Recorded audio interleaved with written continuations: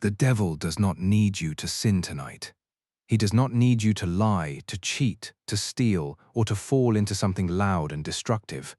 He only needs one thing from you, and it is so small, so quiet, so socially acceptable that almost nobody ever suspects it as a weapon. He needs you distracted. That is all, just distracted enough, just often enough, for long enough, until an entire life slips by without you ever noticing it was stolen from you one unnoticed minute at a time. And if that sounds dramatic, stay with me, because by the end of this you will never look at your phone, your schedule, or your own wandering mind the same way again. Think about the last time you tried to sit in silence, not scroll, not watch, not listen to something in the background, just sit. Within seconds your mind starts reaching for anything else, a notification, a memory, a worry about tomorrow, a random thought about something you saw 3 days ago. It feels harmless. It feels like nothing. But what if that reaching, that constant need to fill silence with noise, is not an accident of modern life? What if it is being engineered against you, and has been since the very beginning of the human story? Go back to the oldest story ever told about temptation, the one in the garden. Notice something almost nobody points out. The serpent did not attack Eve with violence. He did not force her hand toward the fruit. He started a conversation. He asked a question that pulled her attention away from what she already knew and toward what she was missing. Did God really say, "That is it, that is the entire method, redirect the attention"? Once her focus moved from the abundance she already had to the one thing she supposedly lacked, the outcome was already decided. The fruit was never really the temptation. The shifted attention was. This pattern does not disappear after Genesis. It repeats, almost word for word, throughout every account of failure in ancient scripture. A man walking on water does not sink, because the storm suddenly grows stronger. He sinks the exact moment his focus moves from the one he was walking toward to the wind and the waves around him. The water does not change, his attention does, and that single shift, that one blink of distraction, is the difference between walking on top of the impossible and drowning in it. Here is where it gets uncomfortable, so stay with me. If distraction was powerful enough to end a moment of walking on water, what do you think it is doing to your ordinary, unspectacular Tuesday? You are not walking on water, but you are walking through a life, and every single day you are handed a finite, non-renewable stack of attention. You do not get it back. You cannot save it for later. Once today's portion is spent, it is spent forever. And the only real question that matters is who or what is spending it for you. This is why the devil, in every serious spiritual tradition that takes him seriously at all, is described less like a monster waiting in the dark and more like a strategist waiting in the noise. Monsters get noticed. Strategists do not need to be. A monster jumping out of the shadows would put you on alert immediately. Prayer, awareness, resistance, all of it kicks in instantly against an obvious threat. But nobody raises their guard against a notification. Nobody treats a scroll session as spiritual warfare. Nobody feels endangered by being busy. That is precisely why it works. Consider the story of two sisters hosting a guest in their home. One of them moves constantly, cooking, cleaning, preparing, doing everything a good host is supposed to do. The other simply sits at the guest's feet, giving her full and undivided attention. When the busy sister complains that she is doing all the work alone, she does not get the answer she expects. She is told, gently but firmly, that she is worried and distracted by many things, when only one thing is necessary. Read that again. Not lazy, not wrong for working, distracted, pulled in many directions, all of them reasonable, none of them the one thing that actually mattered in that moment.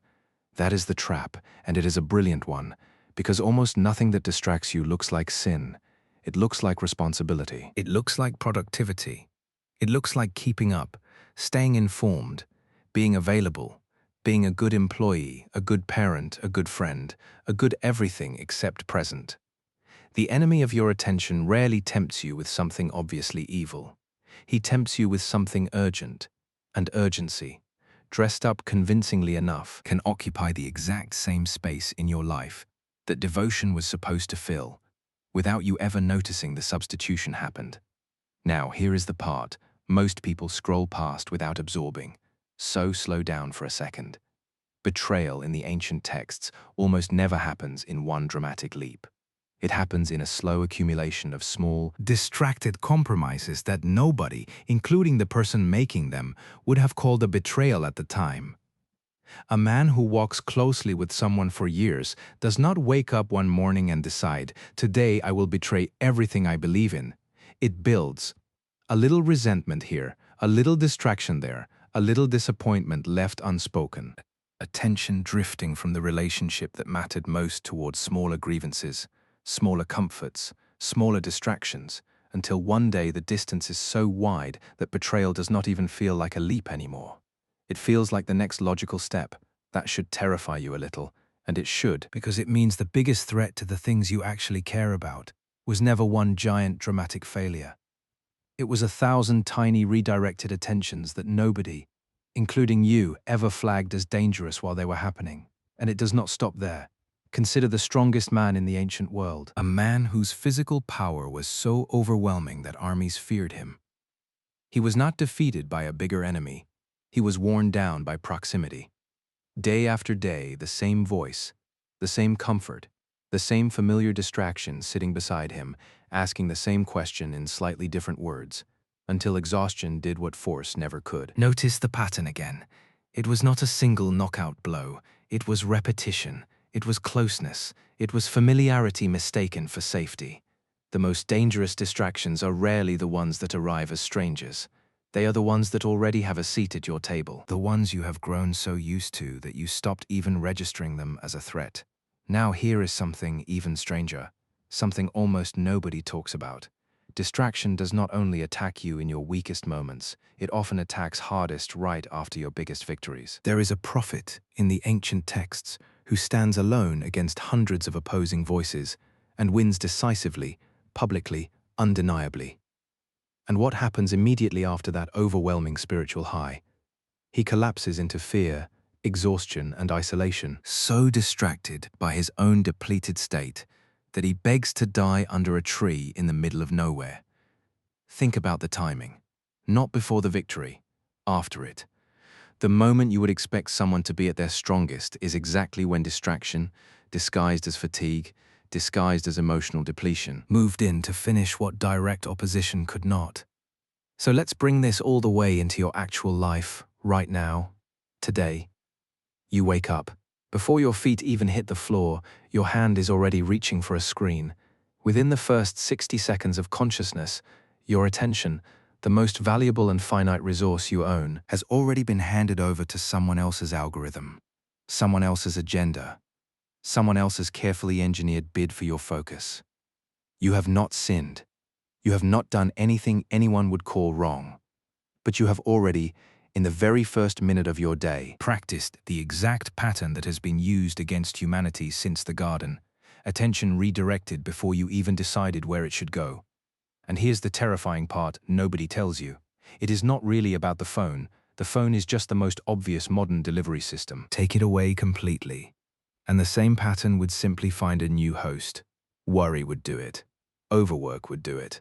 Even good things, ministry, service, busyness in the name of helping others, can become the exact same trap Martha fell into, activity mistaken for devotion, movement mistaken for presence. The devil does not care what tool distracts you. He only cares that something does, consistently, quietly, permanently. But let's stay on the phone for one more moment, because the honesty here matters.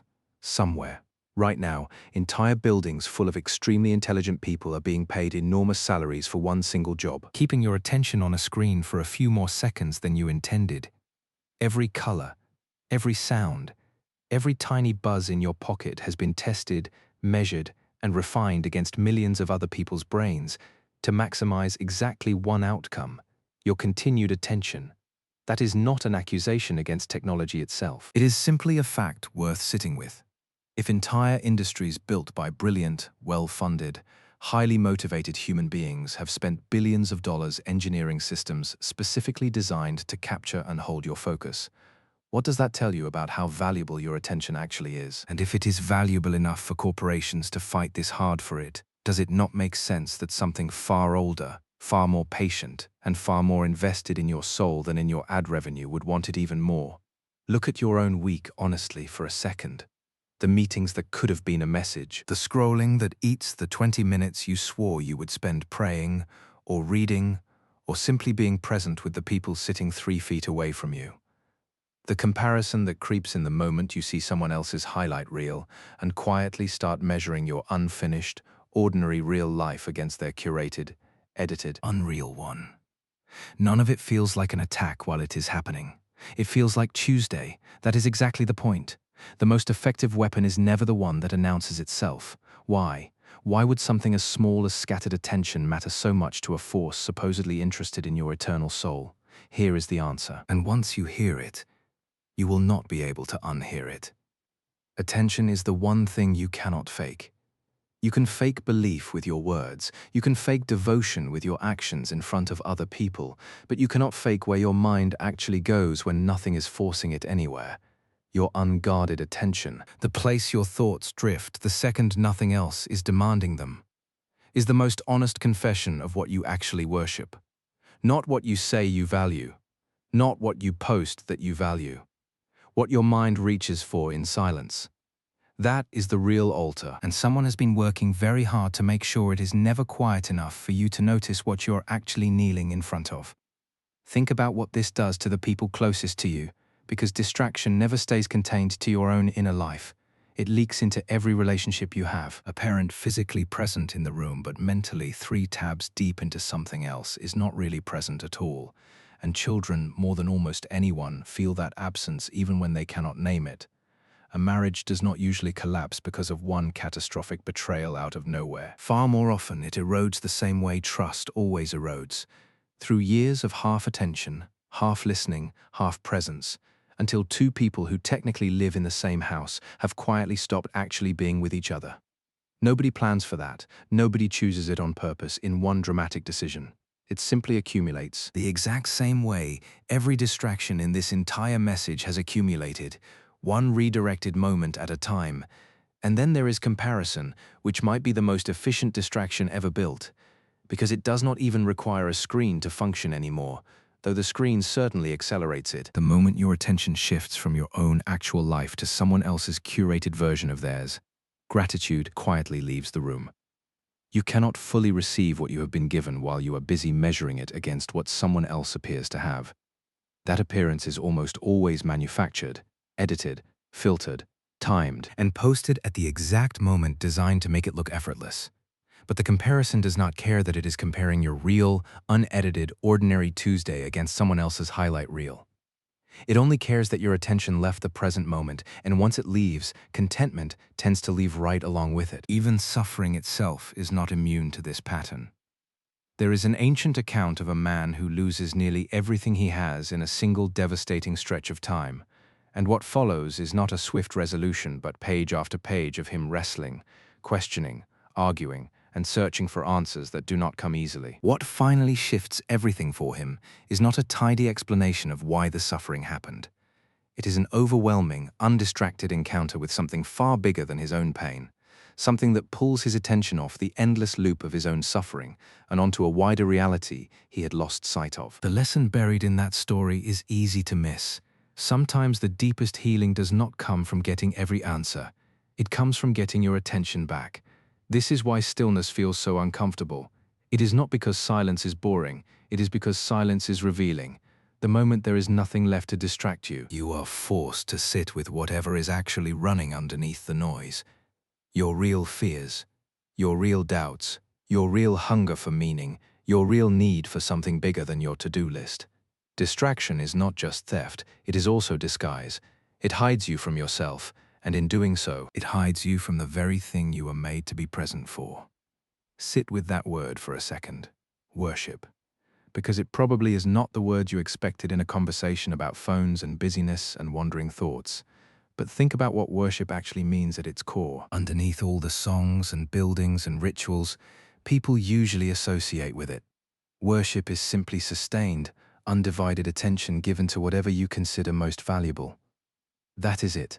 That is the entire definition stripped down to its bones, which means you are in fact worshipping something every single day. Whether you ever set foot anywhere sacred or not, because your attention is going somewhere every single day, whether you direct it or not. The only real question was ever going to be whether you chose the destination on purpose or whether something else chose it for you while you were too busy, too tired, or too distracted to notice the decision was even being made. This is exactly why the target was never really your actions in the first place. Actions are downstream.